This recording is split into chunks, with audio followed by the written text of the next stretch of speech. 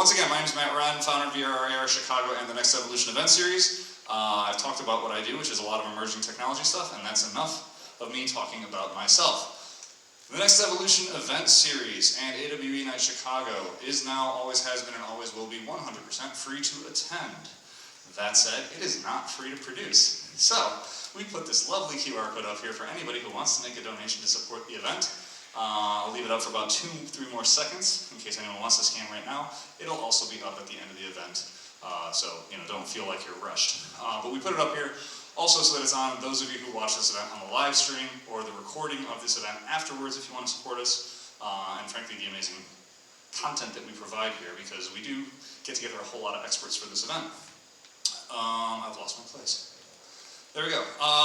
So, next thing I do want to talk about for those who have asked, we are excited to announce that we have locked in the Chicago XR Summit. This is, I'll say, it's gotten a lot bigger than we initially expected when we started planning this event. We're expecting to host anywhere between 500 and 600 people. We have about 20 companies and 12 to 13 community partners that are going to be exhibiting at this event. This is, at this point, assuming we hit the expectations, this will be the 4th largest XR event in the country. It will be the largest XR event in the Midwest. And it's like, the other thing I'll say which is very unique about it, it is the only XR event of this size that is free to attend. So please come and join us. We're going to be demonstrating, there's going to be no stage presentation at this event, it is hands-on demonstrations only. For those of you who are in the room who are going to be demonstrating at this event, raise your hand. Awesome. Thank you. Several of you are here. With that said, we are also AWE. Hey, Sonia, I know this is an audible, and I'm going to give you a second. Do you want to introduce AWE, or do you just want me to do it? I'm happy to do it, if you want. I was going to talk a little bit about the gaming hub, but happy to say it now real quick. Okay, I'll tell you what, I'll go through my normal slides, and then you can just talk about the gaming hub and AWE during your talk. Sorry, we have somebody from Augmented World Expo who's actually speaking tonight, so I figured didn't warn her that I was going to do that, so I'll just go through it. Anyway, AWE, this is AWE Nite Chicago. There are 30 AWE Nites all over the world. Scan this QR code for anybody who wants to get a discounted pass to AWE in Long Beach, taking place on June 10th through 12th, I'm guessing. I'll have that on a later slide in a second here. But this QR code, and again, if you don't get the QR code right now, I'm happy to give you the code later, but it's a discount for anybody who wants a 3-day pass to AWE USA, taking place in June in Long Beach. There are 3 major AWE events that take place around the world. Again, Long Beach in June, United XR Europe, which is December 8th through 10th, and then AWE Asia taking place February 2nd through 4th in Singapore. Sorry, I keep losing my place here. With that said, so AWE, for those of you who are not familiar with Augmented World Expo, AWE, there's a lot of resources for anybody who's going to be working in the XR industry. I would just encourage you to check them out, awexr.com. With that said, we also want to thank our annual sponsor for this year, UL Solutions. Without them, we would not be able to run this event, because again, as I mentioned, it's not free to produce. We also want to thank our venue sponsors. For a lot of years, we were at 1871. For those of you familiar with what's going on in Chicago, obviously 1871 gave up their long-term home at the Merchandise Mart at the end of this past month. We will see where they're going to settle in the next couple of months, but in the meantime, they have, frankly, for about 5 years, provided us with a physical location, in addition to 2112. Hey, Scott, do you want to come up here and introduce 2112? He also didn't know I was going to do that. But that's okay, since Scott is here and 2112 is the place that we're all sitting in, I'm going to let him go.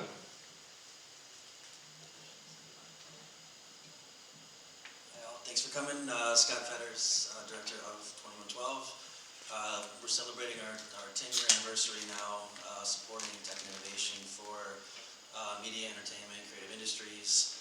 The room we're in now is a small piece of a much larger facility. I'll be around all night if anybody wants to learn more. For everybody in the virtual environment, we have a lot of great events coming up as well. Everything can be found at 2112inc.com. Thanks. There you go. Okay, thank you, Scott. And with that, I'm going to hand it over to our virtual host, Caroline Dennis. Hey there, Matt. Hey there, everybody in Chicago. Really happy to be here tonight. My name is Caroline Dennis, and I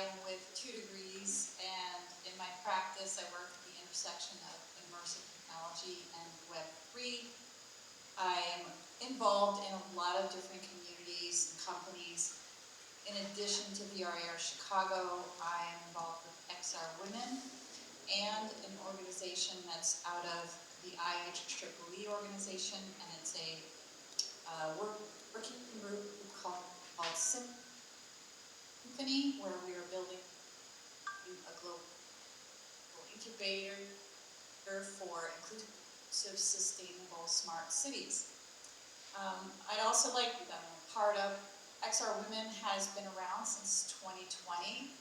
We are a global community of about 1,200 members from 60 countries, and we're really dedicated to innovation, leadership, and collaboration. And since its founding, there have been we've had over 200 women take the stage, sharing their insights and expertise, and we meet every Wednesday on a number of different platforms, so if anybody's interested, please message me or send me an invite on LinkedIn. And just a little note about where we are. So we are in a platform called framevr.io, and it's a virtual environment, and what is so interesting and fun about this is you can access this from anywhere using your mobile device or computer or your headset. And so I encourage everybody to check it out. It's free to join, and it's called framevr.io, and it allows us to do these cool things that we're doing right now. So back to you, Matt. Thank you, Caroline. We also do have a lot of great community partners that support these events. So 2 Degrees IO is one, as Caroline just mentioned, the Independent Game Developers Association of Chicago, Envision, and Patched Reality. We also obviously want to thank our beverage sponsors who have provided the lovely beverages y'all are drinking here in the physical space this evening. And that would be Revolution Brewing and System Seltzers. With all of that, I will mention too, if you're grabbing the System Seltzers, please pay attention to the can. It has different amounts of alcohol depending on which can you grab, so between 0%, 5%, and 8%. With that said, let's get to our actual topic for the day, because we're here to talk about immersive technology in games. So immersive technology is frankly reshaping gaming by turning players into actual active participants within virtual and augmented worlds. Unlike traditional video games, these experiences often involve full body movement, making gameplay feel more physical and engaging. From rhythm-based game challenges to sports simulations, players are no longer just pressing buttons. They're using natural motion to interact. The physical involvement isn't just fun, it's a major reason people are drawn into immersive games. So the cost of headsets and the limited number of high-quality titles remain hurdles. However, the growing popularity of location-based experiences like VR arcades and interactive game spaces show that there's a strong appetite for social, shared play that goes beyond the typical home setup. What makes immersive gaming equally compelling is how it blends realism, creativity, and human connection. Some experiences use augmented reality to build shared, walkable story worlds, while others recreate sports and activities with motion-based gameplay that mirrors real-life movement. These games are not only entertaining, they're inclusive, welcoming players of all skill levels and physical abilities. The immersive gaming community continues to grow through grassroots events, online play, and emerging esports scenes, creating spaces that are both competitive and supportive. As the technology becomes more user-friendly and affordable, immersive games are set to reach wider audiences and redefine what it means to play in the digital age. And we are here to talk about all those different types of experiences. The first person I'm going to welcome to talk about that is Christine Schwartz. Christine Schwartz is the CEO and co-founder of Virtual Roundballers. With a background in startups and entrepreneurial companies across finance, ops, and marketing functions, she's also passionate both personally and professionally about sports and fitness, having won ESPN's Musclemania's natural bodybuilding competition.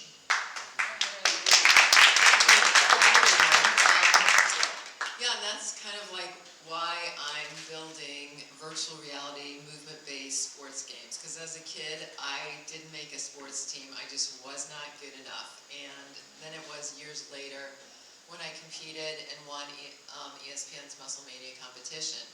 And I see that millions of kids don't make teams now, and with organized sports, a lot of them are left out of any type of sport. And so that's why, and like Matt mentioned earlier, it is inclusive with VR and immersive technology. And so we've developed an MVP in basketball that's movement-based, and again, using no buttons at all, just holding the hand controllers, so it's natural gameplay, designed to play in the paint of a basketball game, where you're defending against a trash-talking avatar. So if you want to go to the next slide. So that's a little, that's our avatar that we have right now, but it's all movement based. You don't press a single button. We've got really great physics in the game, and that's another key component of any sports VR game.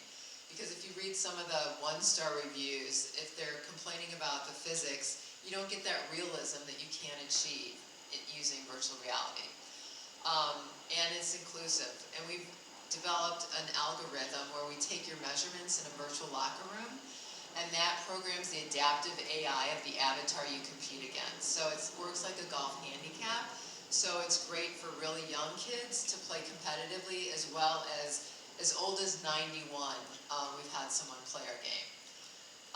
And then I'm also going to sign male and female college players, as well as NBA legends like Chris Mullin, who's one of our advisors, and some WNBA legends to be avatars in the game that you can compete against, and then eventually develop one-on-one, two-on-two games. So if you want to play the trailer. And here's a little trailer.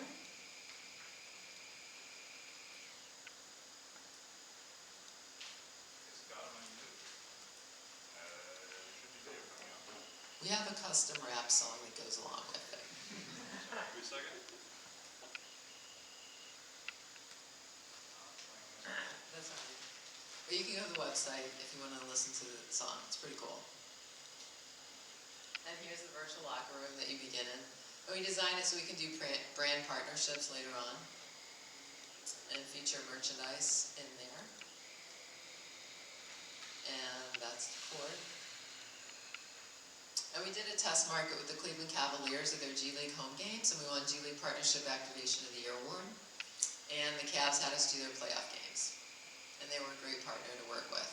And we did surveys with all the fans, and they really liked it.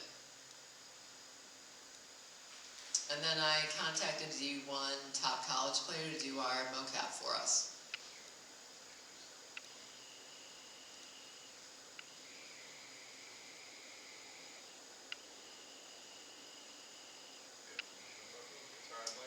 Oh, that's okay. So yeah, we're starting, and that was at the basketball court in the sky here in downtown Chicago. We did an activation there as well. And it's got the adaptive difficulties. If you start to get better in the game, the avatar is going to pick it up. And and that's us at the charge. And we had some pro players play it. Draymond Green played it. He tried to chase down the avatar.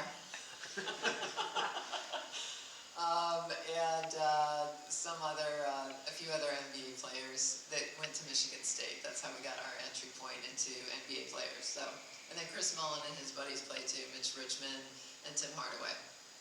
So, all right, that's good. All right, and then the last slide. Oh, next slide. Okay. So anyway, with the future of gaming, I really believe VR and the immersive technology, even with mixed reality, is really a great space for the future of gaming, because for decades it's been flat screen with controllers.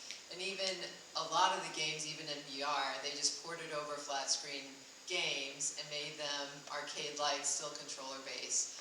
But I think there's such a great opportunity to take advantage of the unique aspects of immersive tech, like full motion, the tracking's getting better.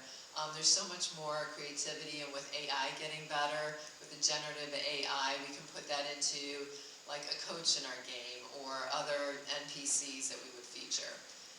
So I think there's a lot of creativity, and other people can get into the space and dream up your own experience or game. So thank you. You don't get to go away yet. No, you don't get to go away yet. Oh, okay. So now we get to ask you some questions before you get to go away. And the first one I'll ask really quickly is... Okay? Yeah. Okay. So you created a basketball game that's built around essentially real motion. Right. And so what would you say is the advantage of using natural movement instead of like button press for gameplay? Because it really simulates the real game and gives people an opportunity to play ball and play basketball, real basketball, instead of trying to figure out. There's a lot of VR basketball games right now, but they're all controller based. So you have to figure out the exact combination of buttons to push to like shoot the ball or pass the ball, where ours is all natural based. Okay, so following up on that then, how do you balance, I'll say, realism and fun when you're simulating a sport like basketball? Because of the adaptive AI, we're not gonna, it makes it competitive for all ages and skill levels. Awesome. One more question for you real quick. So, there's a lot of talk about VR being isolating. Your game seems to be a little bit more kind of like social and active, and it seems like everyone's doing it in front of an audience, I'll guess with. So, you know, I'll guess, what role does sort of shared play have in getting more people interested in this, in immersive technology? Yeah, with shared play, like right now it's just one against an avatar, but we are going to do multiplayer to get, so you can play against a friend or someone else, or, and so it becomes much more social that way. Are you finding that the people who are kind of like watching each other play are getting competitive with each other, just on scoreboard and stuff like that? Yeah, absolutely. I mean, even at the Cavs, they gave us tickets to their hockey team for tickets for the high score of the night. And we had kids coming back and back trying to compete just for the high score of the night. And even this 12-year-old girl that was dead set on beating all the boys. And she was like super shy, but her mom said she's never played that competitively before in her life. So it's really the embodiment of VR that also lets you lose like all your surroundings and just be that person. Excellent. Well, thank you. We'll have you back up for the audience Q&A afterwards. Thank you, Christine. Thank you. Give them a round of applause.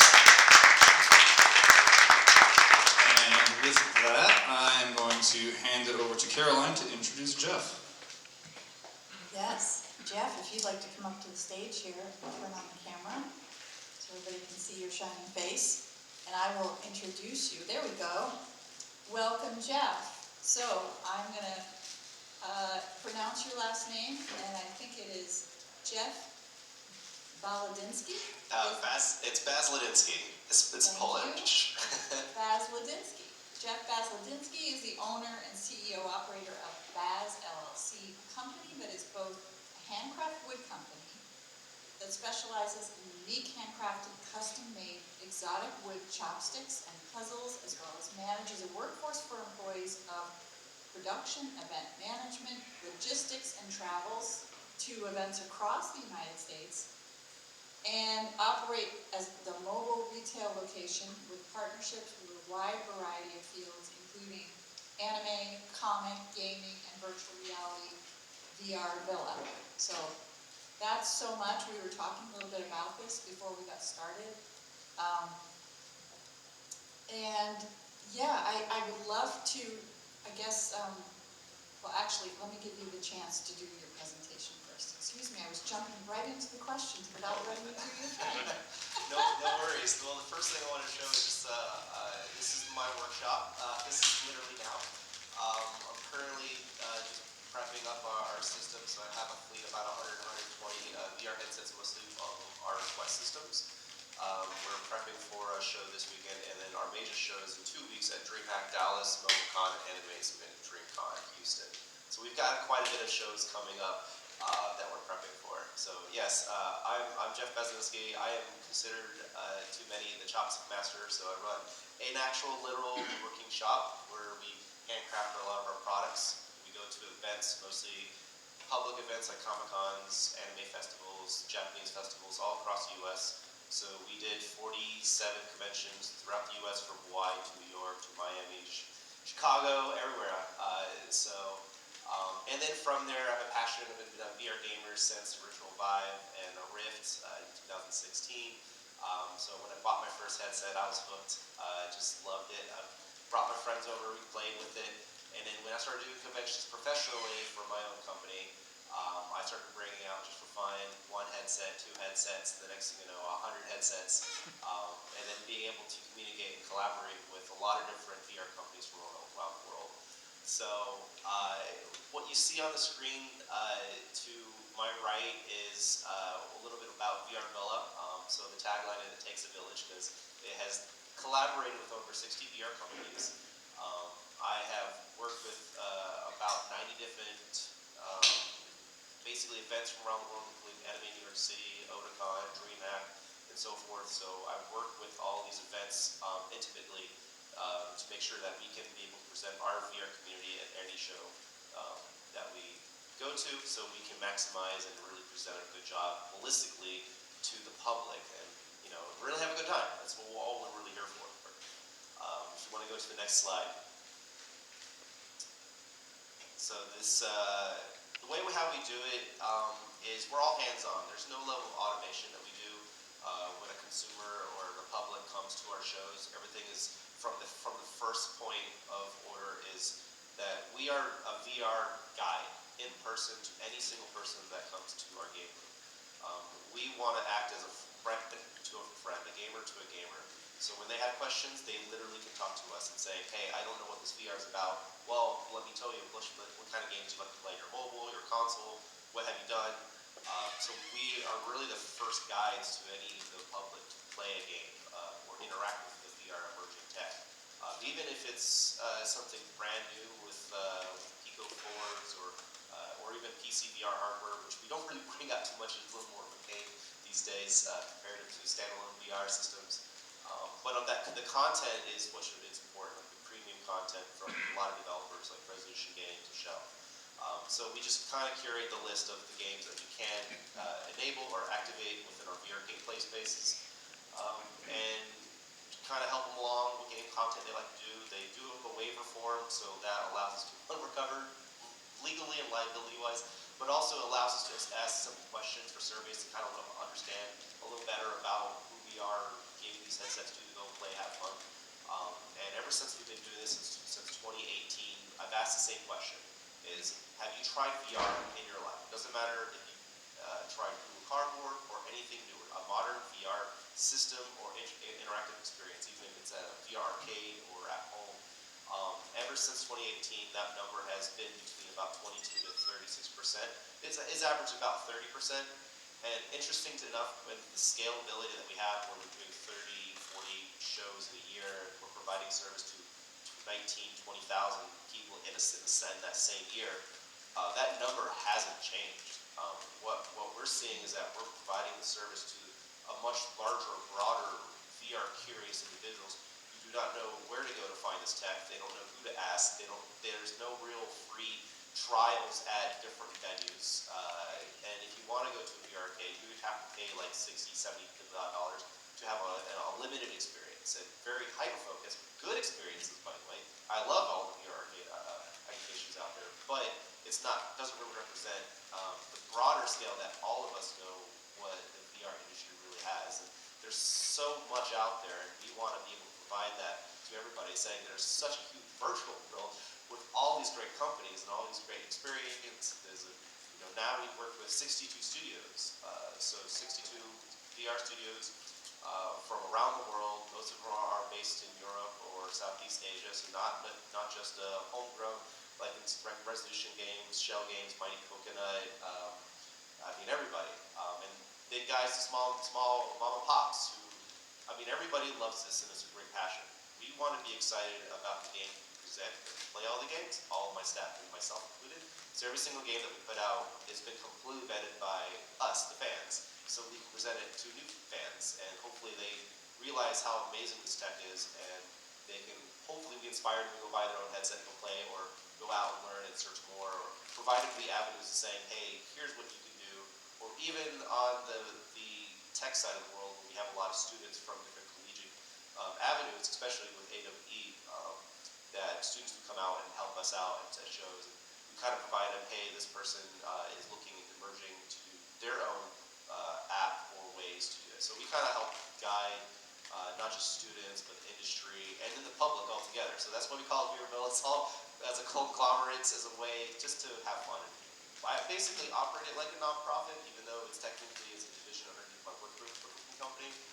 But we get away with a lot, and we do a lot, and we have a lot of fun, and hopefully everybody is able to really come out and shows in person, because as we all know, VR is an immersive tech experience. You have to experience it. You can't just tell people, oh, how wonderful it is. It's everything about putting a head in a headset and having a good time. Really seeing that aha moment, hundreds of people, first time, having their eyes wide open.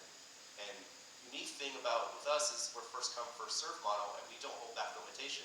So when I do a show like Level Up Expo in Vegas about a week ago, where we brought 50, 60 headsets and I had 6,000 square feet of floor space on the floor where people come play everything from maybe a sit-down title like Puzzling Places or Silent Slayer to more active games like Space Pirate Trainer or Fruit Ninja.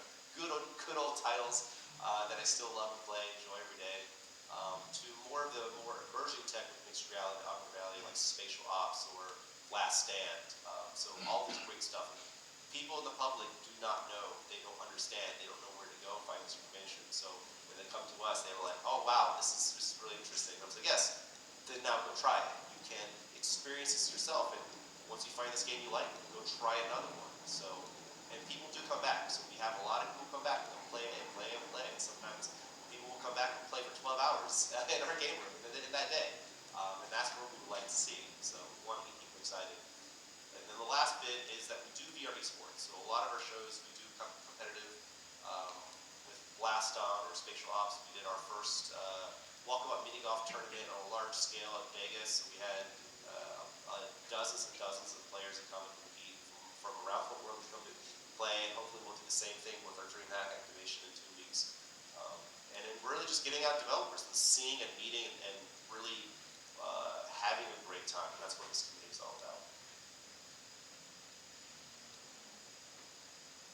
But if you'd like to have a little more information, you guys can go to vrvilla.org. That's our community. We do events all across the U.S. We haven't done international yet, so hopefully we'll be able to get to that point. But you guys just can come out and have a good time.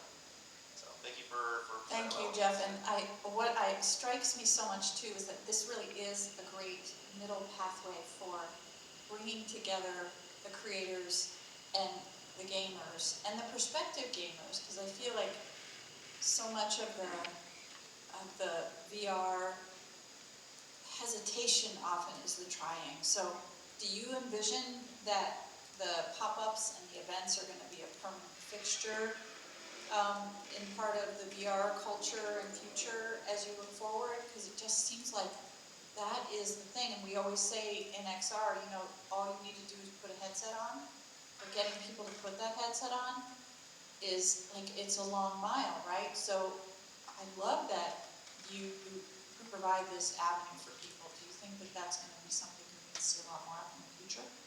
Yeah, so one of our other strengths is that since I don't really care about the financial side of things with VR Villa, we always have a good time and really enjoy. We are completely supported by the events themselves, so at least I don't have to keep coming out of my own pocket and my own business, but even though I'm glad what I'm able to do and accomplish for these years. There is a bit of a barrier for a lot of new players or people who are just getting into VR to try it out themselves.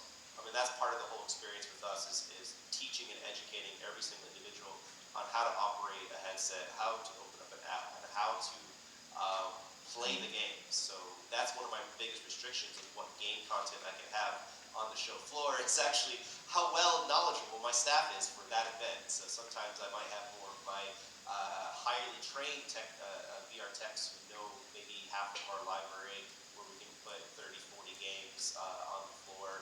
Because we teach every single person how to play a game. We don't just, here's your headset, you go on the corner and you figure out yourself. It's more about, here's the controls, here's how to do this, here's how to go here, here's how you reload the weapon, or here's how you interact with the environment of this particular game. So people can have this nice one-on-one guided experience and they will straight to the action and have a good fun. Because when we have done other activations where we just basically hand headsets, people will get off right away. And they will have questions all the time. And when they ask questions, we actually have to run back over there, and our servicing time increases significantly. We have to walk more physically and do a lot more. So we find that if we just handhold a brand new customer or people who don't know the game and teach teach them, and if I can put someone in a headset, teach them the game, and walk away in 60 seconds or less, that is the lowest barrier bar that I love, and if they'll play for 20 minutes, and I think our average play time holistically is about 28 minutes since we started doing this. That's impressive. We've been hitting larger venues and larger activation. We're bringing way more headsets than we should. 100 headsets. We have so much available headsets and game content that we don't hit waitlists anymore. So when people come on, people are getting off. Even systems get the next person. Right. So Right. we have something available for anybody and everybody. And the other thing is the demographics. Because we're such large, family-friendly public events, we hit everybody, all the way from 10-year-old kids that we service, all the way to 80, 90-year-olds who really want to sit down and play cookout together with their kids. That's I've had- great. That's I've had, great. people who were 3 generations sit down and play cookout for an hour. So it's Yeah. great to have that level of connection. Well, I'm looking forward to digging into that a little bit more. Jeff, thank you so much. I'm going to turn it back to Matt now. All right, thank you, Jeff and Caroline. Great, come on, make your way up here. So Ray Kallmeyer is a veteran of the AAA video game industry who founded Enclu, a pioneering spatial marketplace connecting players and operators of holographic theaters. Inspired by his first experience with HoloLens, Ray leads Enclu's mission to make augmented reality accessible, fostering genuine human connections through immersive, screen-free experiences. Thank you, Matt. Appreciate being here today. Quick show of hands, who's played a AAA game recently on a console? I don't have much time for that sort of stuff either. Who's played a VR device in the last week or so? Okay, cool. More than the console games, that's great. Who's played a game on their phone in the last year? Cool, it's easy. It's easy to get into that. So yeah, as Matt mentioned, my background is in AAA games. I started coding pretty young. I was building text-based games in grade school. And it was about that same time that I was also going door-to-door selling candy to fund a school trip to DC. That kind of combination of develop and build things and also sell things really pushed my spirit towards the games industry early on. I was fortunate to work with Sony right out of the gate, and then some other really incredible titles over my tenure, both in terms of the people I work with, which the games industry has some of the best people I've ever worked with, and in terms of the innovations that I was fortunate to be a part of. Early on, it was the transition from every studio has their own game engine team to studios using platforms like Unreal and Unity to start offloading a lot of the foundational work so they could build more interesting games at a higher level. Then it was a transition from building for consoles and a subscription or box model to the transition to mobile games with the microtransaction model. Both those were pretty seismic shifts for the industry. And now I think the industry is going through a series of seismic shifts simultaneously. You obviously have the rise of AI and how that's changing the way people do work and the kinds of games that people can play, but also in the complete diversification of the kinds of experiences available for gamers, both grown up and to be grown up. So let's move on to the next slide.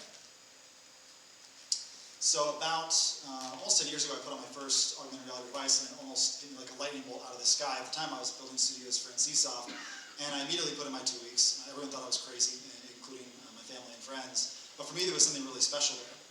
And that was, with augmented reality, for the first time, you could bring your games into the real world in a meaningful way, where you could be a player in a game, in what we call first-person medium, where it's not a third-person character you're controlling, it's actually you that characters are talking to in your immersive world. So many winding roads and mountains to climb later, Enclu, my company, turns real places into playable worlds. We built an ecosystem that effectively transforms physical space into an interactive augmented reality landscape. We're now in 20 markets in 5 countries and hundreds of thousands of hours played. We've been fortunate to partner with some of the biggest names in the industry in location-based, like Dave & Buster's.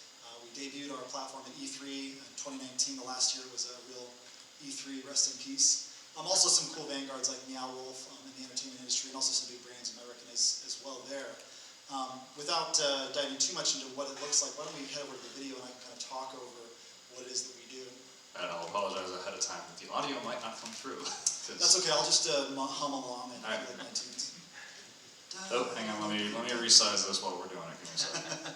So yeah, that's our platform in action there. You're going to see a series of pop-ups that we ran early early on kind of establishing what augmented reality could be, and really quickly we learned there's something special about the social experience, being able to see other people in the room with you, make eye contact, and still play games simultaneously. And what started as a couple pop-ups turned into a repeatable model. This is our head of marketing is going to tell you about immersive. This is our showroom here in Chicago, actually. You can come check it out. I've got a few tickets with me, so if you want to come ask for them later, I don't have enough for everybody, I'm sorry, but the first couple people come and ask, I'll have to share them with you. What this is it's a repeatable augmented reality theater model. So people are buying tickets to this, just like you would for a theater, and they're coming to experience it like a movie, but it's interactive, it's gameplay. So it's part cinematic, it's part first-person adventure game. We have a series of different first-party titles that we've developed, and we're now operating at the scale where we're welcoming solicitation for external developers to submit their content for launching in our theater chain. As I mentioned, with 20 of them out there, we're starting to grow pretty big. We're adding a new one about every 2 weeks. We just opened one in Palm Springs. It's actually at a movie theater. A lot of them are at family entertainment centers, but we range from malls to you name it. People are enjoying social experiences, out-of-home entertainment, things they can't replicate in their own houses. As it mentions right there, it's great for date night, great for family members. It's great for the grown-up gamer. Guys like me or people like me who like playing games but simply don't have the time to play AAA games anymore. So here's the culmination of all that iteration right here. This is the Verse Immersive Arena. Sometimes we'll install in an existing room, but this is when we actually purpose-build a space. And you can see here, it's about 900 square feet, and it's filled with hours and hours of overlapping gameplay. So it's almost like the holodeck from Star Trek, if you're familiar, where you stay in the same place, there's multiple people, and you're seeing a different verse than maybe someone in a different group, but the people in your group are enjoying something together. This is Everworld. This is our latest release. Highly recommend come checking it out. This is the most interactive and game-like experience we have. Some of the earlier ones were more like walking through the park with a little tiny bit of activity. This one has 12 different realms, all with increasing difficulty of puzzles. We aim to make it very accessible, so we say 7 to 70. We also do creator events here in the city too. This is at our Block 37 showroom, the same one that you can experience Everworld at. We do these about once a quarter. Next time we do them, please come out. We'll show you our tools and welcome you to experiment and build some stuff for yourself. No experience required, and by the end of the night you'll come out with something pretty fun and interesting. And just recently, we started welcoming the next generation of AR glasses. It's not even fair to call them headsets anymore, because they are in fact glasses now. That's been a long time in coming. Raise your hand if you remember the videos that Google shared about 15 years ago, made everyone think that how disappointing that wasn't real. But now there are. Now we've got glasses coming out now. The things have been miniaturized enough. There's actually factories churning out these things. And here's a fun little magic trick that I love doing on stage now. You used to not be able to do this with a VR device or a HoloLens, but now you can actually fit these things in your pocket. So these are the spectacles. They're not publicly available yet. Developers have access to them. I'm happy to share them with you if you want to come meet back there and show you a little demo we've got in place. So that leads us to the future. So I'm sure you're all familiar with phones. This is how we connect with the internet. This gives us superpowers in a modern world. These are soon moving towards glasses where we'll be able to interact. First in entertainment use cases and media use cases, social use cases. That's why I'm super bullish on Snap, because they really understand what it means to socialize new kinds of hardware like this. But very soon, the entire world is going to turn into an interactive canvas. And it's going to be not me or my company that builds the software or the content that goes on top of the whole world. It's going to be all of us. We're going to need a lot of help, and a lot of people are going to build a lot of really cool stuff. And it's a very exciting time to play in augmented reality. So if you want to learn more about what we're up to or what the possibilities are in augmented reality, happy to chat with you back there, and also happy to give you a demo of the pre-release spectacles, which I'm super fan of. Thank you.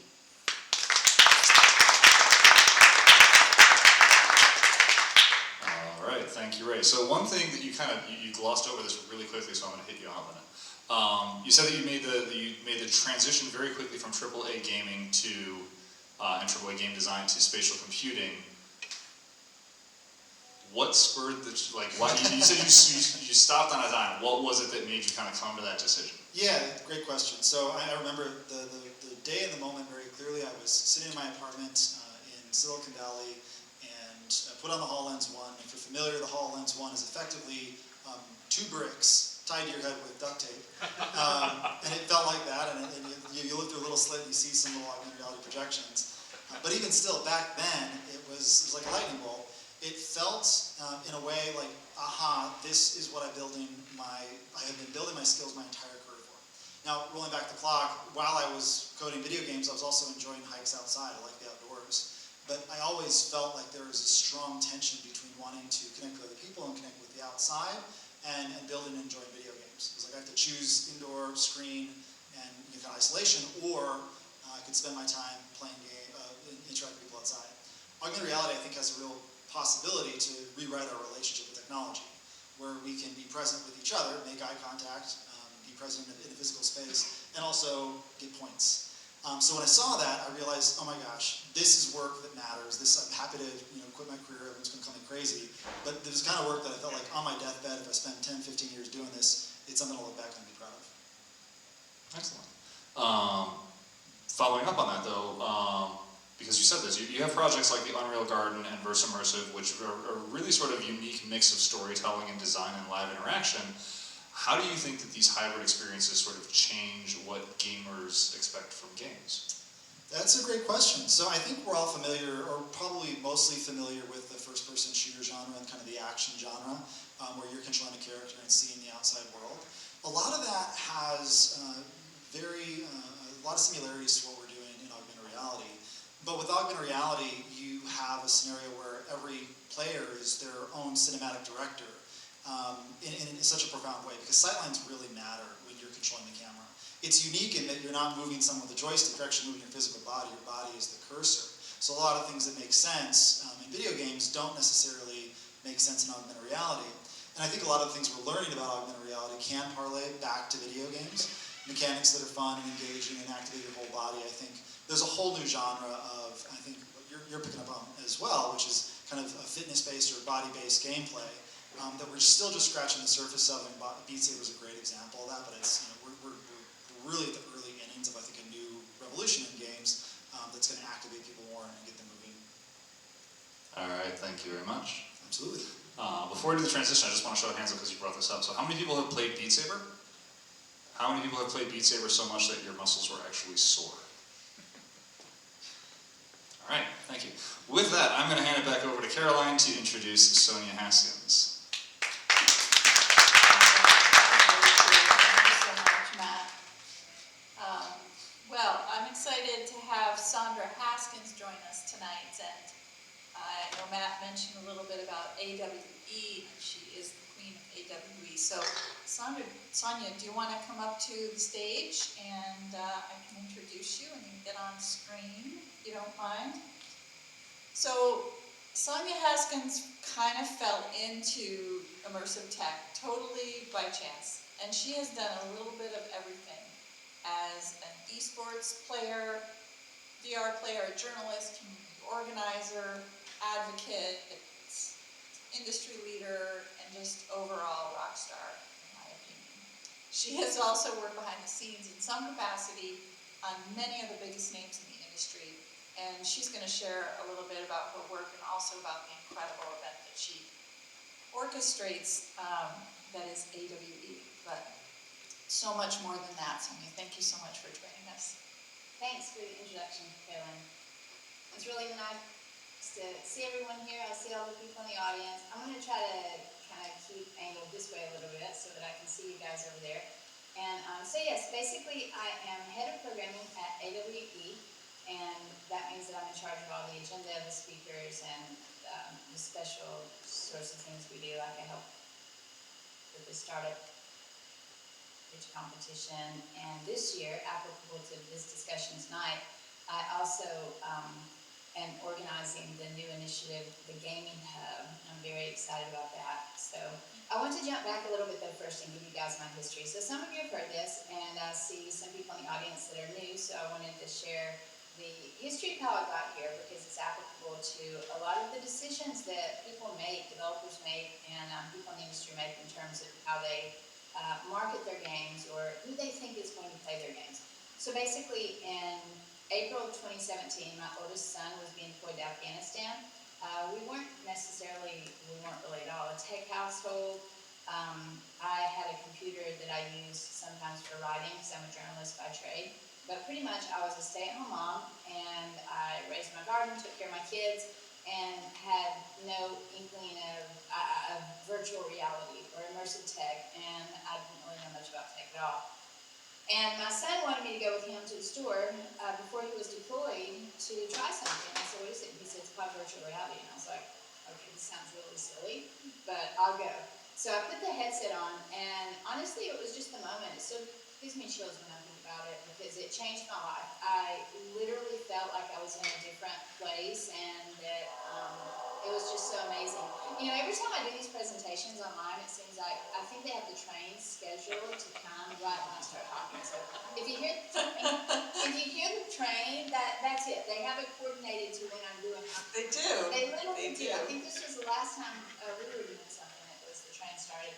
But so anyway, basically I bought the headset, went home, started playing, and I have been in a wheelchair the year before, and so I have a lot of health problems. But up to this point, in April 2017, I couldn't walk a lot. I couldn't really stand up very well, maybe about 10 minutes at a time. So I played seated.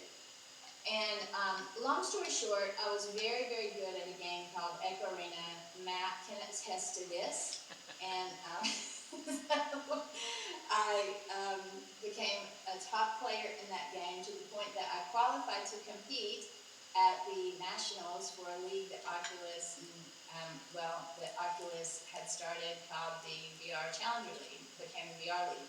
And so I was going to go out to California to compete in this competition. And they were asking, well, first of all, they kind of all thought in the beginning that I was a little boy, and because my voice is high-pitched and you can't see people in VR, so they just assumed that I was male, because it sways more male when you play online games generally, but that's really not necessarily true. It's just people think that because the guys talk more, because when girls talk, typically they're harassed and everything else. So they thought I was a little boy, and I'm like, I'm not a little boy. I'm like, I'm a woman. And they're like, oh, a girl. Oh, will you date us? And I'm like a grown woman. And so, people were just like, oh, well, that's weird. And so then when I got ready to go out to California to compete, they were asking, does anybody need anything? And nobody did, except I said, well, I need a chair. And they're like, why do you need a chair? And I said, because I play in a chair. And they really didn't believe it. Matt may remember this, but they honest to goodness could not believe that I could play better than them in a chair. And so I said, I don't know what to tell you. And so get better. And so I went out to California, and I'm sitting there, and I'm playing and practicing, and I took my headset off. There was like all these people watching me, and it was the weirdest thing. And I think it was one of those moments where I realized that my perspective was different enough to them that maybe there was a learning moment here, a teaching moment, and a learning moment for them, but ability for me to be able to teach something. And so I started talking with them, and I was like, your perspective is what else you see here. All the other 50 guys here around the same age, I think all of them were white men, around 30-ish, 25 to 30-ish or something. And then there was me, and I'm a woman, I'm older, I'm overweight, and I could barely walk. And so it was just an interesting perspective. And I told them, I said, the thing is, you have to build your experiences not from your bubble. Like, step outside of your bubble. Stop thinking only from your perspective. And so many people would love to play VR. Like, here I am, just some person minding my business, never heard of this, put it on, and I love it. Other people will use this if you give them the opportunity, but they can't do it if you make it so they literally can't play. Like, some things at that time in 2017, I couldn't even play because I couldn't stand up. I couldn't pull levers or walk across the room. And so, I encourage them to really be thinking of, are the avatars, if I wanted to play a shooter game, half the time I couldn't play the shooter game because the gun would be in my breast. And I couldn't grab it. So somebody's killing me before I can pull my gun out. And I'm like, look, people, can you not please have like a barrier here? Everybody's not a skinny white guy. You've got breasts and stomachs and fat hips and everything else. And so, it's just one of those things where they needed a little bit, to think of a little bit different perspective. So that was cool, and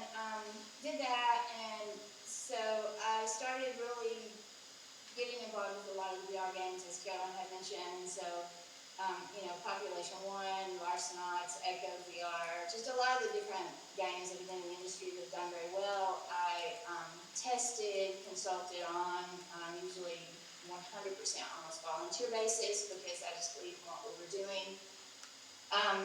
Helped with the communities, built the Discord groups, things like that. And then eventually I realized I won't go into this because we don't have a lot of time, but basically it changed my life in more ways than one. And one of those was in these games, because you have social settings, I started talking to people about just life. And I realized, like, I like this stuff, but in my world, in my life, very conservative,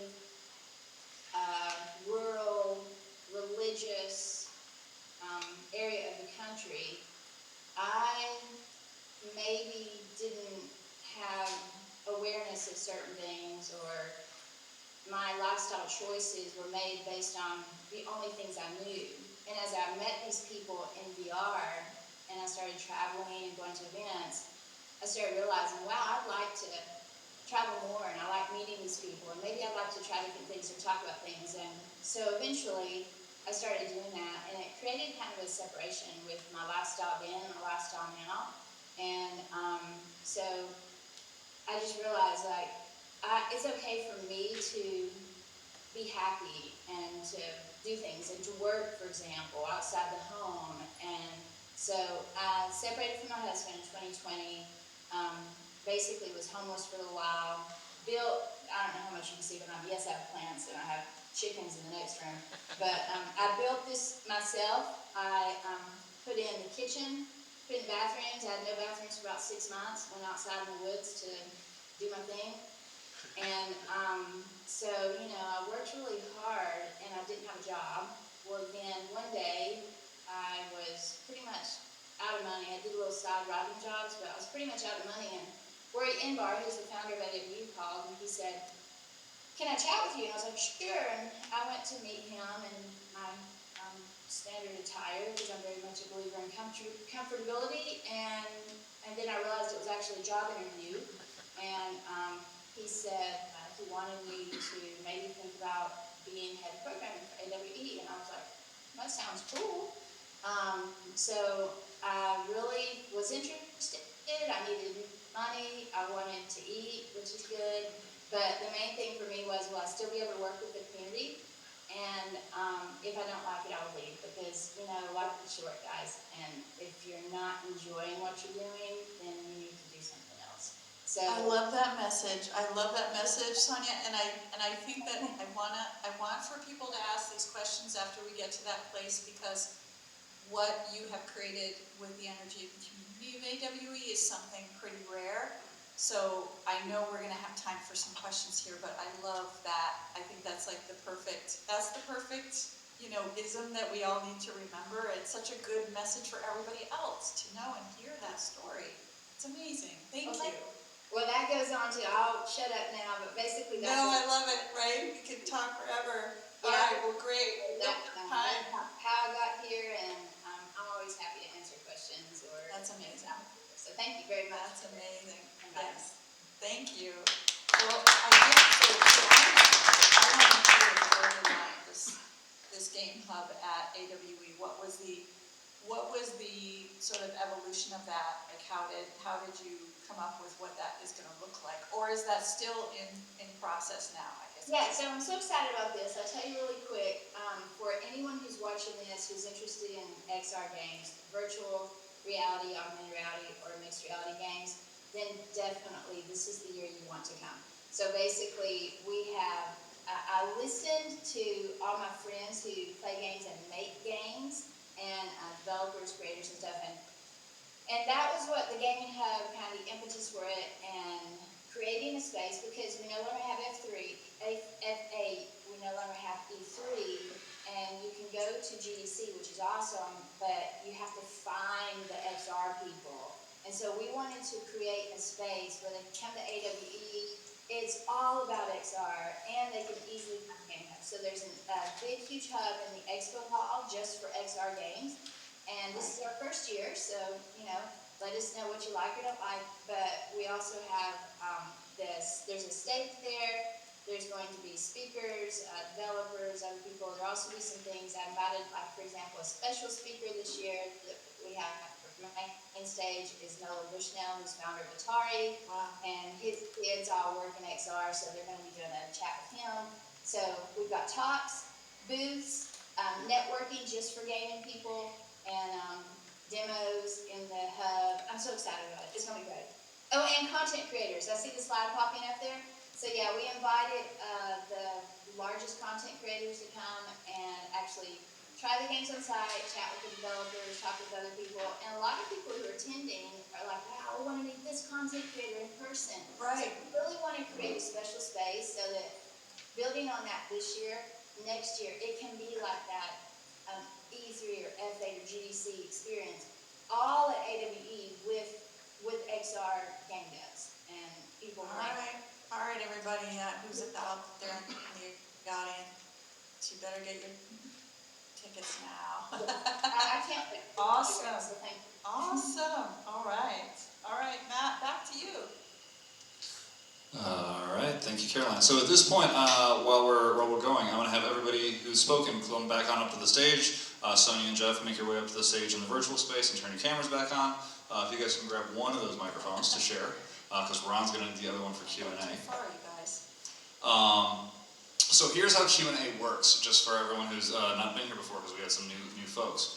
Let me get to the speaker slide. So what happens is, if you have a question in the physical space here, simply just raise your hand. I will try to keep... I'm getting weird sound effects right now. Okay.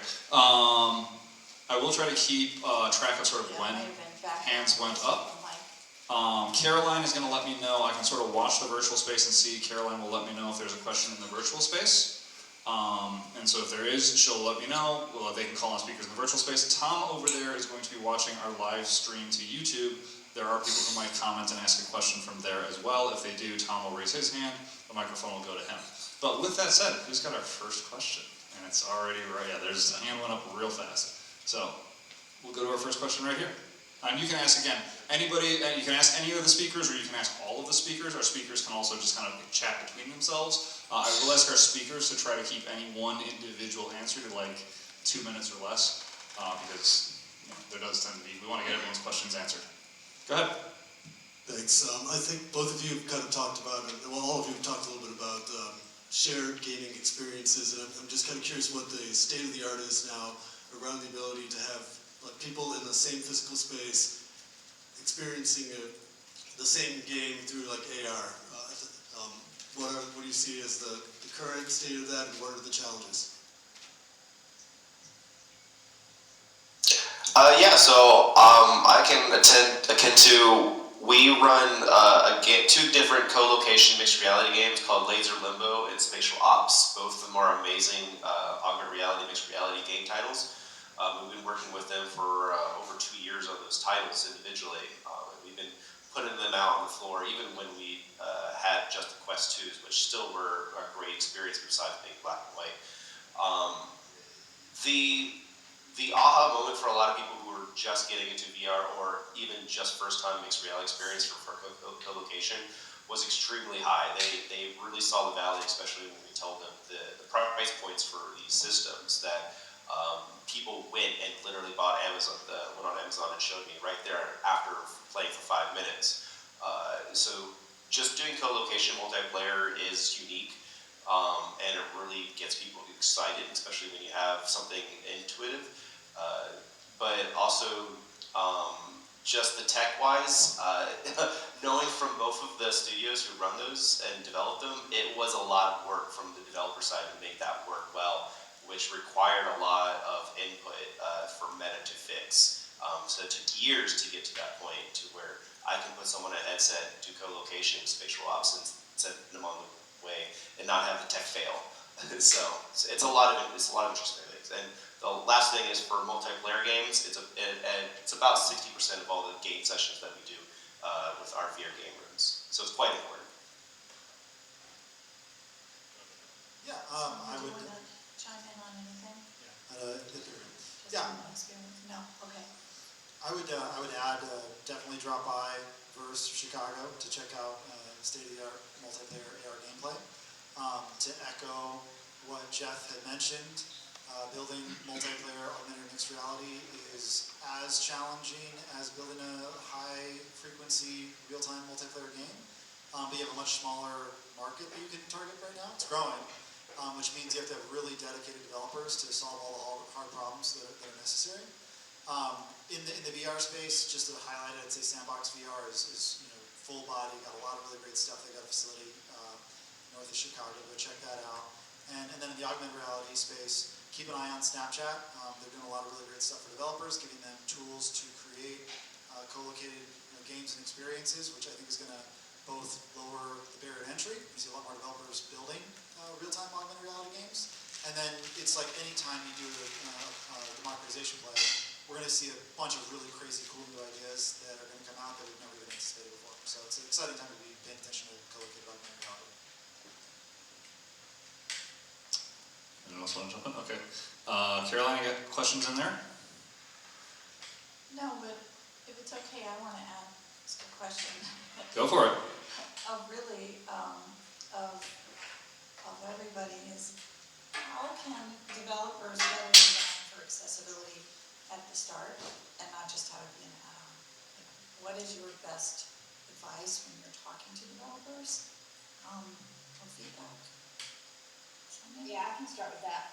Actually, I'll start with this, but I want to tie it into the last question and say, I think that we are seeing a movement toward, with the hardware, if you look at the hardware, everything's going toward mixed reality. We're going toward not pure VR headsets, which I prefer, for example, and away from like just AR, like with the phones, for example. We're going to glasses and hardware where you can transition back and forth between having this on and using the mixed reality or augmented reality experiences. So I think that's important to point out, because if people are going to jump into this industry and start developing, they need to understand where it's going. You can't just build for something that was happening 5 years ago. You've got to build for the future.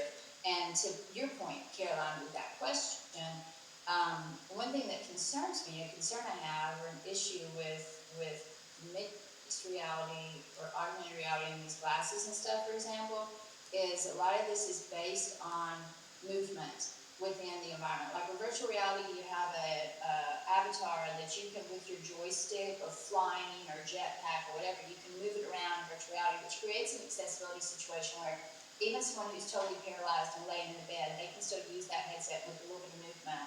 They can move around. But with where I see this going and the newer things, like even some of the games I like, and I try not to mention specific games just because people know my name, and if I do something, I feel like I get in trouble because then they're like, oh, you said something bad about us. So I'll just say, a lot of the newer things that are coming out where they use that large-scale movement, and I'm sure Jeff and everybody here can attest to it that's using it, like if I'm sitting still in a chair, I can't do that because it requires you to do that. So in answer to your question about accessibility, I think first of all, we have to solve some of these problems together. And second of all, you have to start from the beginning with many, many, many different types of people. If you're a developer in a whole studio with healthy young guys that move around, they're not even going to remotely think of this because people don't think outside their perspective. And that example I gave a minute ago about the guns and my body shape, you have to have different types of people, different ages, different, abilities, using and testing your games from the beginning. You can't do this after the fact. You need to do it from the beginning and make sure you have input from a variety of various types of humans if you actually want your game to be playable by these different types of humans. So that would be my biggest piece of advice, is start from the beginning to build it as an accessible game versus trying to back after the fact and say, well, we might address that later on, because the fact is most people aren't going to. Right. The one thing I would like to put in there is I would love to see more games, at least for navigation purposes, that are using one controller and having controls for UI that are a lot easier to manage. So a lot of people who I've put on in the disability community may not be able to play the game with two controllers. We went to a hospital about maybe 2 years ago, and unfortunately there was a lot of bird victims in that particular scenario, where a couple people could not use their hands or had actually just one hand that was available. So when we put them on a headset, we put something in content that they could play and that they could have that accessibility and play with their friends who are fully abled. And then also the side of the fact is just the enabling navigating the menu systems from a UI experience, especially when I'm helping people, I don't have access to both controllers. It makes me a little bit fumble just to help other people. So as a VR operator, that ends up having a little bit of a barrier. So that's what we tell developers. Make it so that you can hand them off and teach people, make it easy for them to learn, and make it intuitive controls, not just for people who may have, they can't really have that's another control, especially if you're in a very loud environment, or just a better visual UI, clean slates. Adds to that for anybody interested in that. I did some surveys a while back, and basically when I first started playing, many people around the world were contacting me, and I was totally shocked by that. I can only use one hand, or I'm missing a body part, or whatever. That was one of the #1 requests. Was out of the top was for launch use. Top request. People had issues reading and seeing a lamb with a controller. And other requests included they were deaf and they still wanted to play. They couldn't communicate with anyone else because nobody had made any sort of way for them to use hand. This was before we had hand tracking. Now it's better because we actually have some games where you can use sign language even. And so that's something to consider. And then also people who were blind. Now this is where people need to realize blind, you can be legally blind in urban environments. Some people who are legally blind in little environments and headset and can actually see better in headset than they can shots. Not a big question, but there are many types of people in the world. So look stats on what are the most common skills, and I guarantee you those are going to be the people who are going to want to be using VR. So you need to try to build stuff that makes your game. Hey guys, I'm going to interrupt you for a second. Sorry, Jeff and Haskell, can you guys hear me? Hello. Jeff and Haskell, you guys hear me? Yeah, I'll find it and share it. Hello, can you guys hear me or no? Sorry, we're having some internet issues here. Give me a second. I'm going to try and do a switch. We can hear you. All right. Can you hear us? You guys were coming in and out, and you guys kept kind of going back and forth, and you were getting really choppy for a second there. So give me a second. I'm going to try and do a real quick course correct. I'm hoping I don't disconnect, but if I do, I'll be right back in like 2 seconds. So give me just a second.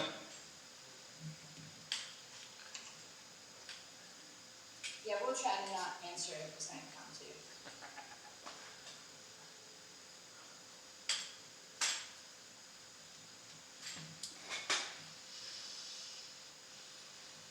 So hopefully, this is an experiment we're doing real time right now.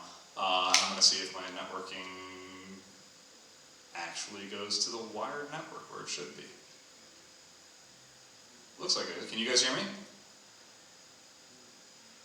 Maybe.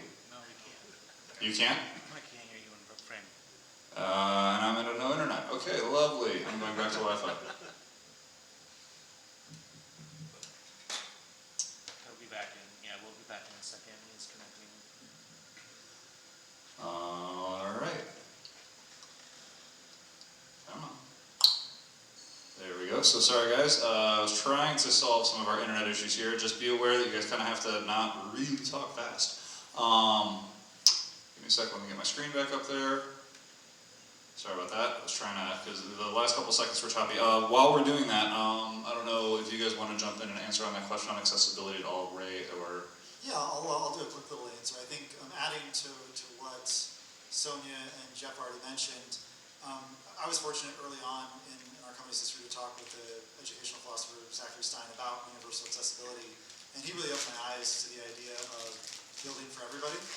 And one of the analogies he gave was the idea of a beautiful building facade. And as an architect, you can put every single bell and whistle into a design, but if you forget to create an accessibility ramp, and then you have to end up adding it after the fact, as Sonia mentioned, it'll ruin your whole design.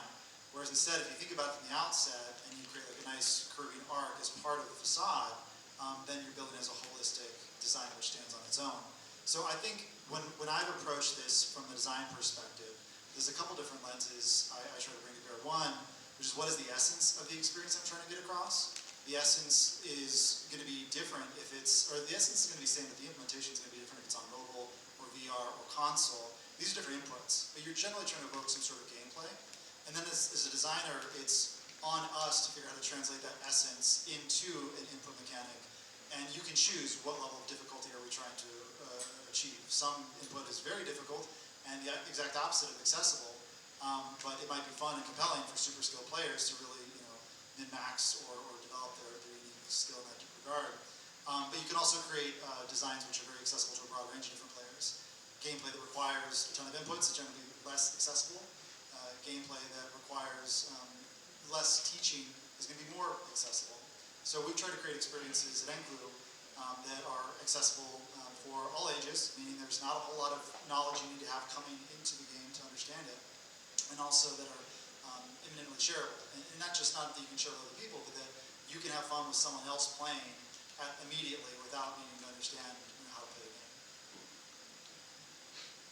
I just wanted to add one thing too, because even with our game, even though it's movement based, we do take body measurements before, and so we've had people like just in a seated position, they can try to like move their hands out to block the avatar. Because I think that was important to us to make it inclusive from the get-go, and I don't even have a game design background, but I just know like in terms of play, that was our mission to make sure like we want to make this open and have it available. And I think maybe with a lot of devs, they copy, like, I've seen it with user interfaces, like, oh, this game does it this way, so that's how we should do ours. Where I think you have to come with a very open mindset from the beginning and even focus on how can we make it as intuitive as possible, looking at it, from just opening up the game. All right, Ron, is there a question in the room? Yep, there we go. I'm not even sure what this question is, but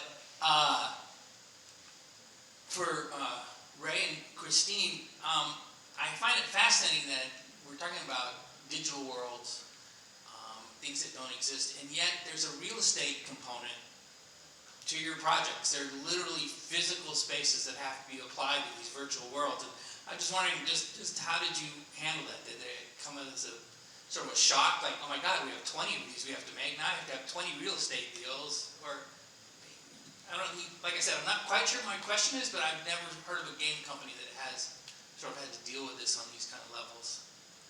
Yeah, no, it's a very interesting new set of challenges when you're dealing with the physical space. Some people, like Kevin Williams from the Stinger report, will call it phygital, in that it's got elements of physical and digital.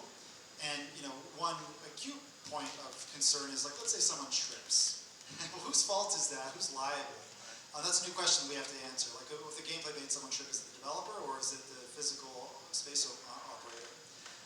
And then it starts to get really interesting when you have, things like, who owns the commercial lease? Are they the ones that are actually running the experience, or is it the people hosting the experience in the cloud? So there's a lot of new questions that really blur the lines of what existing rules and regulations are. But beyond the rules and laws, you also have a unique mindset where there's multiple digital realities overlaid on the same physical space, which completely just changes the way we think about physical space. Like, there might be 6,000 feet of walkable physical space. You might have 1 million square feet of digital playable space overlaid in that same area, which then creates new kinds of roles and responsibilities for game developers. Now you don't just have a level designer, you also have something akin to a interior designer who maps existing digital content onto a physical space. And then all of these things are kind of multiplied when you think of augmented reality. The background is part of the experience. You can't really separate the backdrop from the game any more than you could remove the background from a movie. It's part of the overall experience that players get. Someone needs to think about that, someone needs to manage that.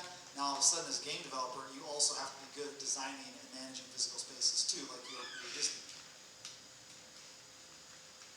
So I'm just going to say really quickly, I apologize to you in the virtual space. When I did my little refresh there, I forgot to turn my megaphone back on. So it's back on now, you should be better. They were having some audio issues in the visual space. So, sorry about that. Wanted to just sort of have Christine chime in a little bit on what you said though, because you had mentioned the whole concept of like, well, who's responsible for what's happening in the space, particularly for Jeff and Christine, because you guys are frankly temporarily walking into someone else's space usually when you're setting this up. So have you run into that where there's a concern about what happens if someone, gets injured or gets hurt or damages equipment or damages the space itself? Well, for our activation, Check your mic. for our activations, like when we did the Cleveland Cavaliers, it was in their arena. So we had a waiver that we had to address and have everyone sign ahead of time. So, thankfully nobody got injured, but this is a litigious country, so you have to prepare for that. And so yeah, that's how. And we had safety protocols. Like we had, I had the local college players that were in sports and marketing come and assist me. So we always had someone in the play area to guard against anyone like running in out of the play area. So we put some safety precautions in. So I think you just have to think ahead of time and test it and see what can go wrong. We also had to observe if people were wasted because they're at an NBA game or basketball game. They are all drinking, and some drink a lot. So we just had to like politely tell them like, this really isn't for you tonight. So it's like different scenarios like that. You have to be aware of like what type of audience you are going to attract and be very mindful of that and plan ahead. Yeah, so for VR Villa, every single person that comes through our game room, they do have to sign a waiver form, and they have to get a pass through our check-in system. So we have a legal way, at least a barrier to make sure people are understanding the ramifications of what they're about to do or anything like that. We have a commercial insurance event provider for my business so that we're covered on that legal aspects as well. And then we also work with the venues themselves to make sure that the venue also has insurance coverage in case something else happens that isn't us. Like if they just tripped on a wire that wasn't my wire, it was the venue wire, then that's something that most convention centers and venues have that coverage as well. So we've never exercised this in 9 years of doing this, of anything. And I have never seen anybody run around and punch somebody in the headset by accident because they're playing the game incorrectly. Or I've had headsets falling on the floor, but for most intended purposes, we really haven't had any major incidents or efforts or lossage or anything other than maybe come back with a damaged headset once in a blue moon. So realistically, for us, we've never had a problem. And people do ask us that, oh, am I going to play this game? I'm playing until you fall, maybe punching and dodging, weaving. Well, now with the Quest systems, if you get out of your player space that is bound to that physical location, the cameras will turn on, you have mixed reality pass-through, and you get that spatial orientation there, and they're like, okay, well, it looks like you're moving. And also the fact that we do have a lot of staff on call, so we're constantly being very vigilant just by my team to make sure everybody's in their play space every 5-10 seconds. There's always some sort of level of staff or eyeballs making sure people are in the right place, right time. And if there's any issues, we'll step in there in seconds and correct that, saying, hey, it looks like you're a little bit out of your play space. You're a little too close to cover for your neighbor. But the mixed reality games, we've never had an issue, especially with the pass-through cameras being enabled all the time. So people love it. I'm going to go with I'm the person in VR who has punched somebody else while I was playing. I won't say where it happened, I won't say who it was, but I have absolutely punched somebody else. Alright, so we do have a question coming in. Well, the last thing is The last thing is, I have been punched by players because I'm in their play space and I'll be maybe changing their batteries. With my staff, we call that the Ninja Challenge, when we run around and try and change batteries while people are playing. It's a fun little game, but we get punched. That's the only way. So your employees are the ones at risk. Okay, so we have a question coming in from the YouTube from live stream. This one's a little bit more, I guess, down the line in terms of the technology. So this is from Francis on YouTube. And I'll ask, this can go to any of the panelists, so I'll let you guys just answer this, choose who answers. But do you guys see the possibility of using some of the more advanced data collection in terms of like the motion data where you're tracking muscle movement, where you're possibly eventually in the near future actually tracking brainwave or things like that, or pulse rate, in terms of either piping that in and using that as part of the gameplay to determine what's going to happen, or also to possibly use that data sort of longer term to track things like someone's mobility decline, or the fact that they're like losing some of their mobility that they might have had earlier. So I'll let you guys chew on that for a second, decide who's going to go first. I see Ray nodding his head, so go ahead. I can go to that if that's Oh, okay. go ahead, Sonia. Okay, so I'll jump into that question for a couple reasons. One is because we already can do that, actually. There's a lot of possibility that things are already being done or have been done for a while. So let's say, for example, even a few years ago when the games I was playing, based on the data collected from the game, like let's say you're playing a game where you have your avatar, you have a ball or disc or whatever, and you're throwing that or you're jumping or whatever, you can extrapolate someone's height. You can extrapolate, you can gather what their accuracy is. You can get a lot of things like, for example, their reflex rate. So this was being done even a few years ago. Now this is definitely something they're on, and what happened, I mean, you almost have to do it in order to build the game correctly. Like, if you have any game that involves like balls being thrown, I mean, what you think is going to happen, because like also if the cameras are here,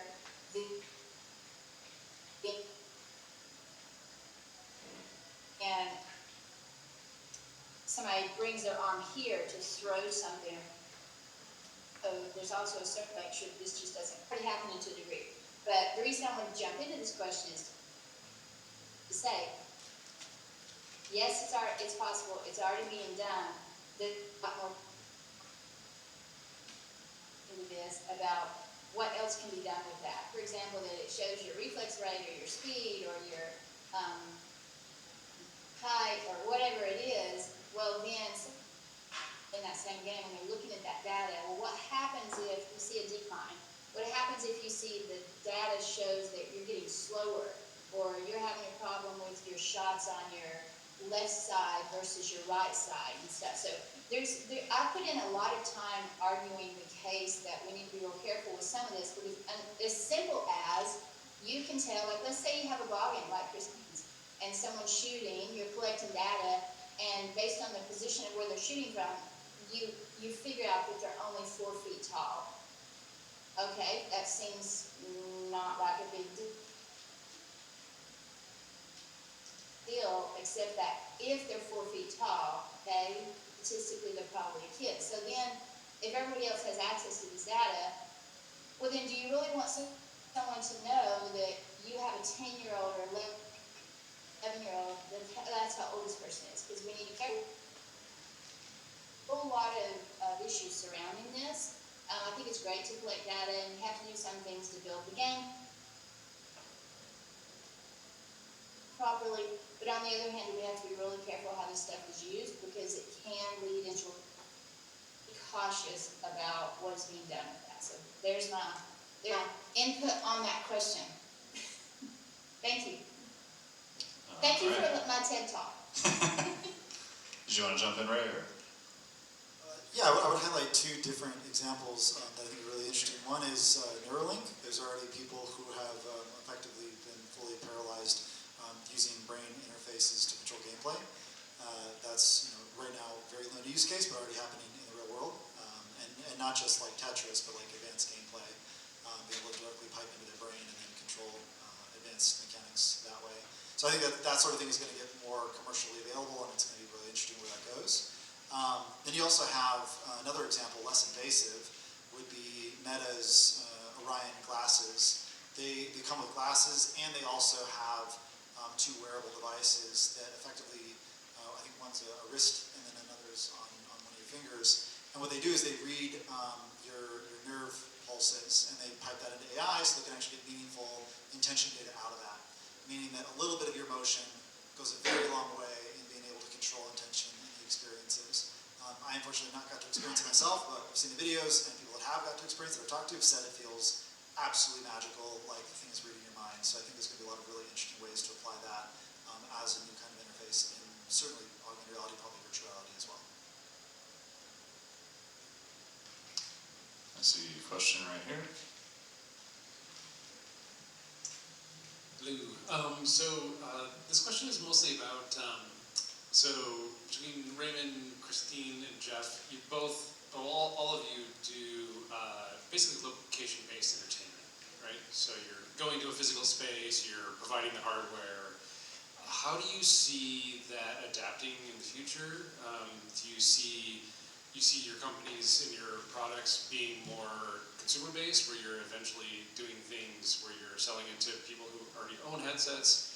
Or do you see there just being a good premium and a good business model around the LBE style of business model for kind of the specific things that you all are doing?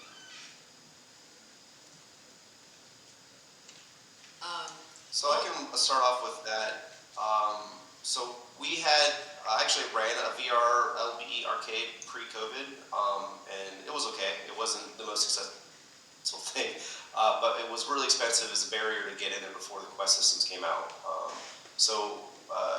In 2021, 2022, when the Quest systems became actually a consumer product that was intrinsically a much easier thing to operate as a VR arcade operator, that's when we started shifting over to a more free-to-play, regular generalistic ideas, a community-based effort.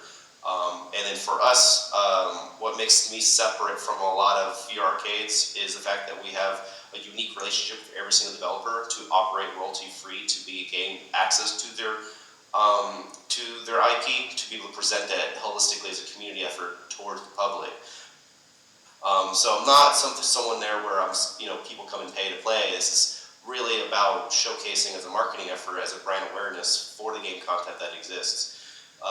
What I want to see for what I want to do is to explain to people what the technology is, how it's accessible, how cheap it is on their own time, promote all of the different contents even out there with LBE content, with Sandbox and others, and saying, if you like this, you're probably going to like that. And we do have conversations with like EVA. We're going to do a presentation with them in 2 weeks.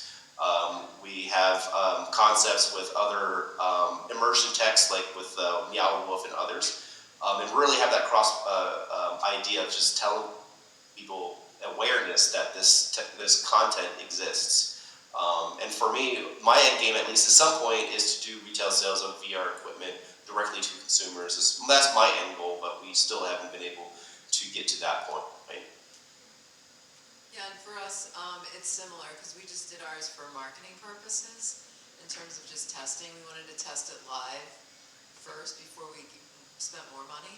And just to see if it resonated with basketball fans, because that's our core, demographic. But also for marketing down the road, I will be looking for national sponsors so we can continue with activations at WNBA and NBA arena at their home games. And we have relationships with probably 10 teams right now.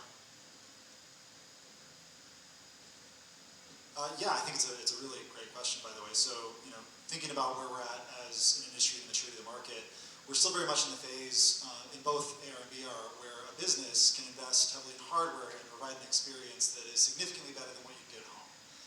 You can have a Quest device at home, but Sandbox VR adds full-body motion tracking and purpose-built space.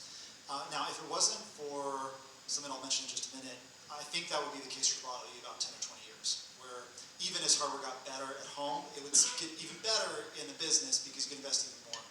In that case, you'd still have a growing out-of-home market, and the consumer market wouldn't really cannibalize that at all. But there's a really interesting thing that's going to happen very soon, I think at least in AR, and I think what's going to happen is you're going to see the convergence of AR and VR with pass-through devices where it's one or the other. And that's where people start using immersive devices as their general case computing devices. Then all of a sudden, the drive to innovate comes less from businesses and more from the vast consumer market that can now start using immersive as a replacement for laptops and screens. Then you'll see a drive towards consumer hardware being the best hardware out there. And it will no longer be the case, likely, that you go to a physical space or location-based to get better hardware. You'll still go there to have a curated social experience. So I don't think it's going away. Like, you still go to spend way too much on ramen because it's a fun social experience at a nice trendy joint, even though you can make a couple noodles at home. That will still exist even when everyone's walking around with Iron Man-like AR, VR devices on their face. That'll still happen.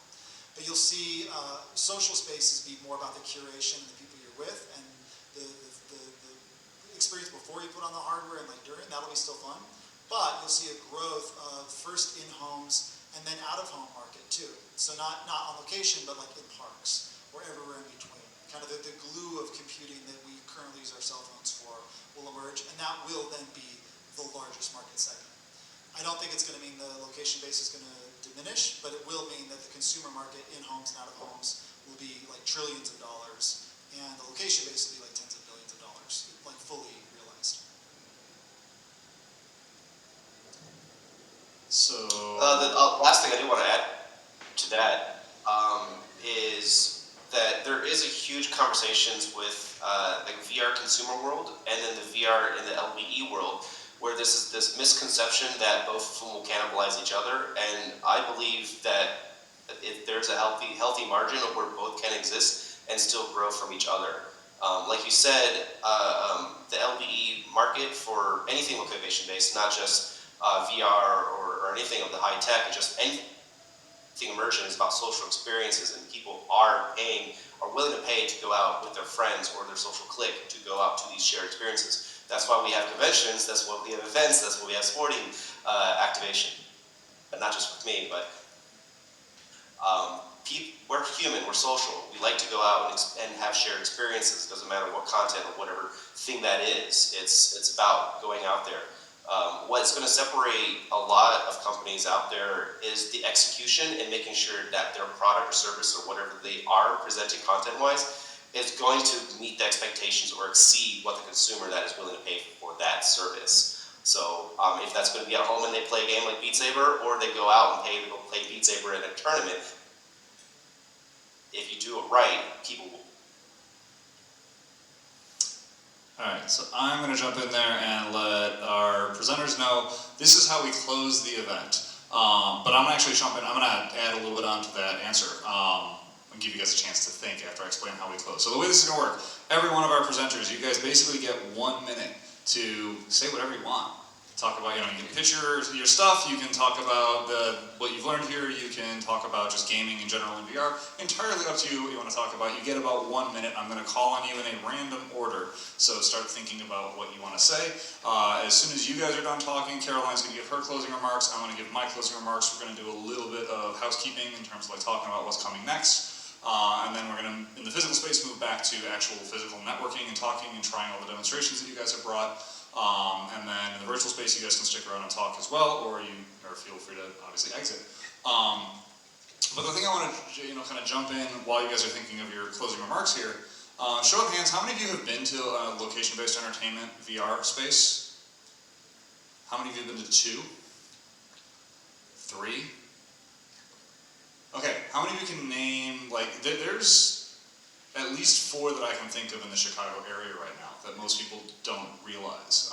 We just had a zero latency open up in Schaumburg. They were invited tonight, by the way, but frankly never heard back from them. There's Sandbox VR, which you had mentioned earlier. There's the Sony Omniverse out in Oak Brook. There's, I'm trying to think of the other ones, obviously, Verse Immersive at Block 37. Someone else called one? Did I hear another one? No? But there's several of these places, and the thing I'll say is, not a lot of people know about them.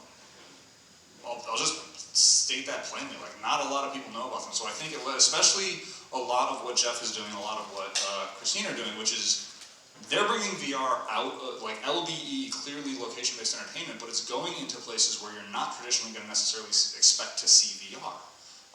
Because the awareness of this stuff is very low. And the way that I think about that is kind of like, okay, well, you had coin-op, arcades back in the 70s, and then all of a sudden people had Atari and Nintendos, and they were having them at home, and people were like, oh, this is going to be the death of coin-op. And if you want to know about one of the more successful businesses that is right by my house is a place called Galloping Ghost, which is, frankly, the largest arcade with the old school games in the world, in terms of the number of games that they have. So that didn't go away, it just sort of morphed from I'm paying a quarter every time I want to play to I'm paying a $20 entrance fee and pay as much as I want, or what you have now at places like Dave & Buster's or other, more family entertainment centers where it's a combination of a restaurant and an arcade and all these other things. So this stuff's going to evolve, definitely, but I don't think you're going to see location-based entertainment go away anytime at all. It's going to definitely change. There's going to be people who are doing a lot more at home. As Ray said, the hardware is going to evolve. But what's neat about this is some of the way that you can create games in this is going to require dedicated locations. And that's going to be some of the cooler stuff, things like The Void, where you have to walk through a physical space and you can have different games mapped to it. But you can't kind of create that same type of space in your home, necessarily. With that said, I think I've stalled long enough, and I'm going to go with our first person to give their closing remark is going to be Jeff. Yeah, so the first thing is, the number one thing I get to hear at all of my VR game rooms, I did not know this exists. Doesn't matter if they're a VR vet or they're first-time players. We have Fruit Ninja Space Bar Trainer. Those are original launch titles of the Vive. They're 10 years old at this point. And we still have people who do not know those content exists. So what we want is to people understand this stuff exists, educate them, and then go out and have fun. It's important for us people to come see it at a show. So if you do want to come out to a show, just hit me up. You can go to vrvilla.org. You can add me to LinkedIn. I do share a lot of my adventures publicly on my LinkedIn post. I'm more of a B2B post than anything. So if you want to learn what I do, I'm an open book. I like what I do. It's a lot of fun, and I hope I'll get you guys to see it in the real world. All right, next, Ray. I said I don't play many AAA games much, and that's true, but I did just spend the last year carving out like half an hour at a time to play the latest Final Fantasy VII remake. It's the second in the series. It was one of my favorite games when it first came out, so I feel like it's good to play that. First off, if you like Final Fantasy, definitely play it. It's a fun game. And I just wanted to highlight that because I'm still a gamer nerd, and I get a chance to play some every now and then. But thank you to our host, Matt, for putting this together, and the VR/AR Chicago Association. I think it's really great, the community building we're doing here. As I mentioned, I've got like 4 tickets I can give away. There are 2 per, so first 4 people back there to come grab my attention to get some. And then I think I've probably got like 15 minutes of battery left in this thing. So again, the first several demos, happy to share that as well. Very exciting time to be in the rebounding of gaming into AR. For me, the AR was not capable of doing many strong games for a while. Now the hardware is much more capable. You can do a lot of really great things. It's exciting, and the industry needs a lot of creative people to add their ideas to it. Everything is greenfield. If you've got an idea, probably no one has thought about it before. Or if they have thought about it, they haven't been able to do it yet. All of a sudden, we can do really cool things with the hardware. And it's just a really exciting time to play. So also, if you're going to be in Long Beach, definitely drop by AWE. We're going to be there with Snap with a really cool demonstration of a multiplayer collocation game right outside the main area. So, and there's going to be a lot of really other amazing stuff there. I think Sony's done a great job of curating content. I just saw the layout today. It looks pretty incredible. So if you're there, come say hi. Otherwise, come say hi back there.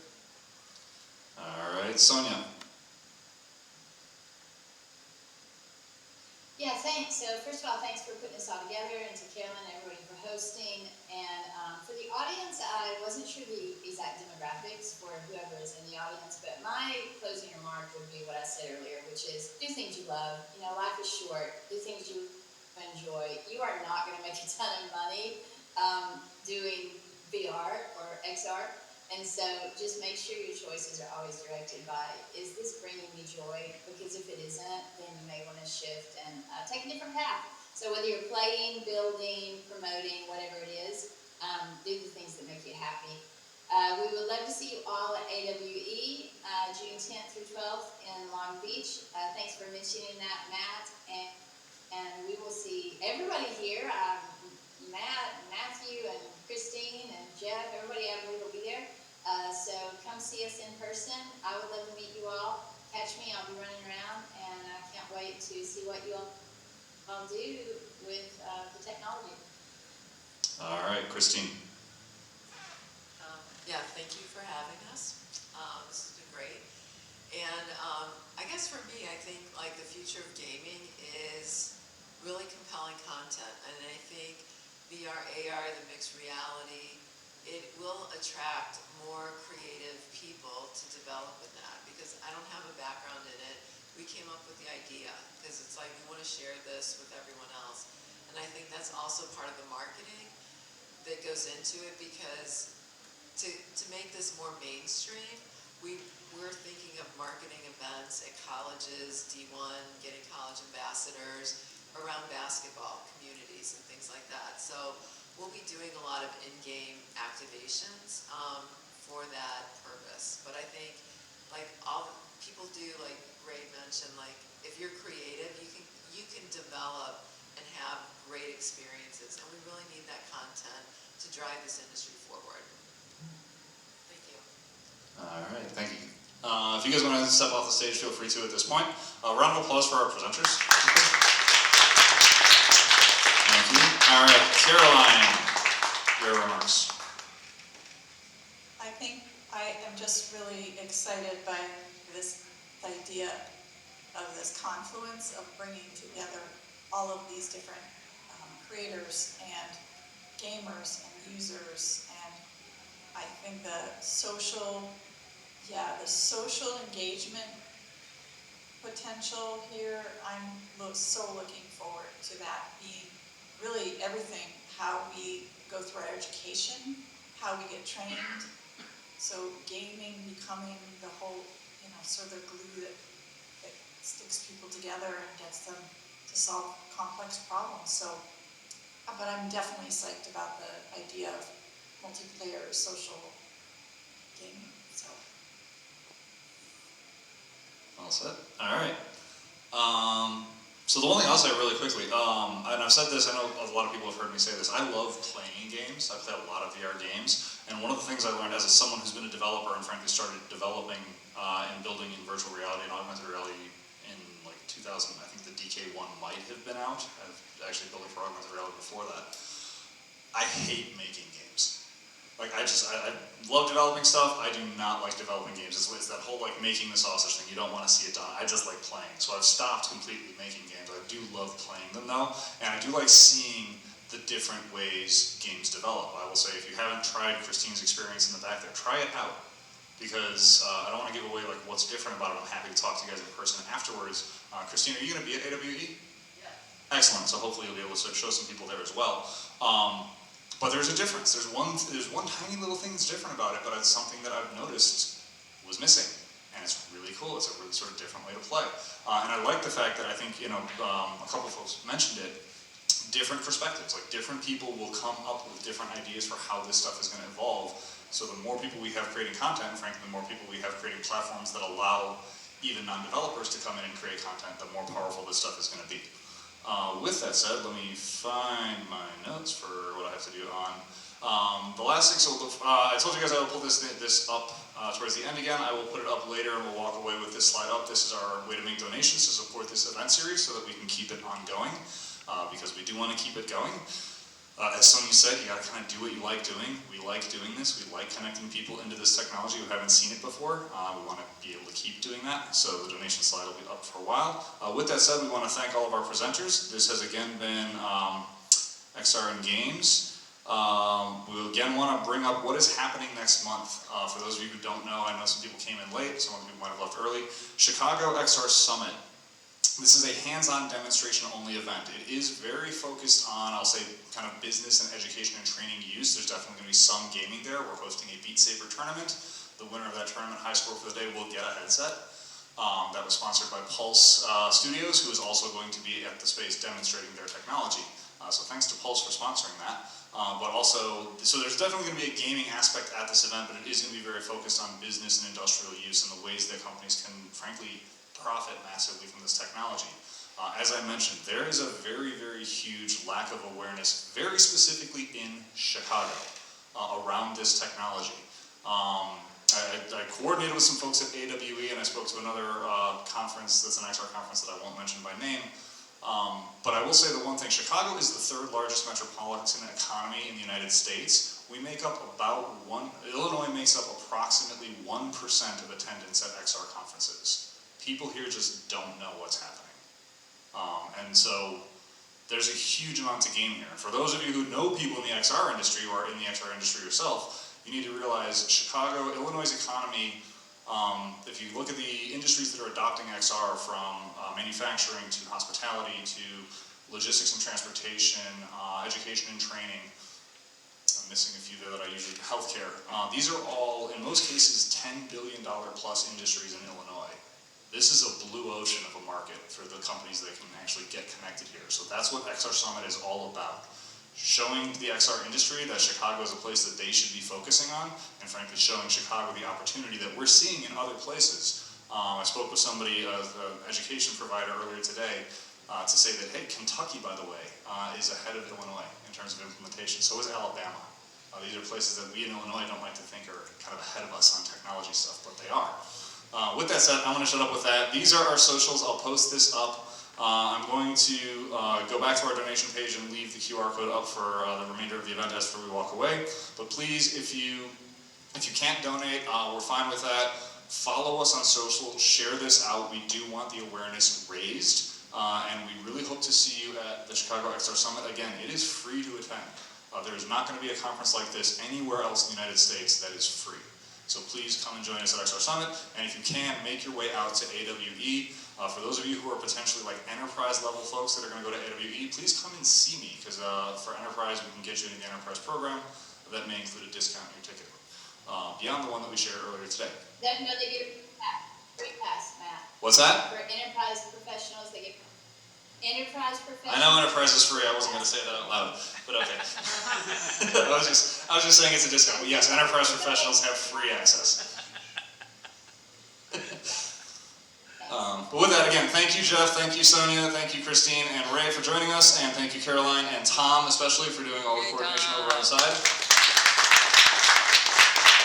And we're going to get back to networking and having a few more drinks and some snacks, and thanks, y'all. We'll see you soon.